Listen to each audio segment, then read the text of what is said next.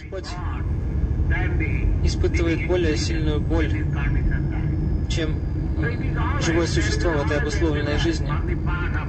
И Господь всегда делает попытки спасти эти души. Он посылает своего представителя, Он приходит сам, Он дает книги.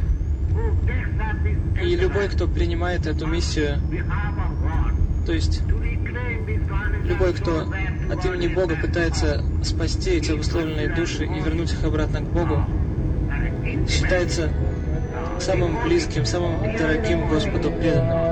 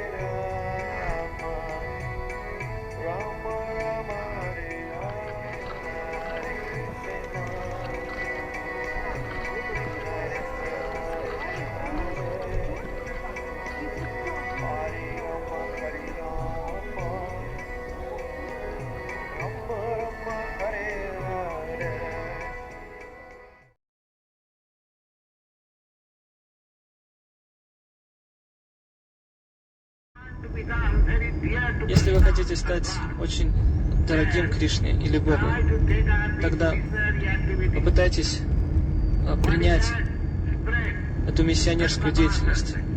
В чем она заключается? Это распространение сознания Кришны. И тогда Кришна будет очень удовлетворен.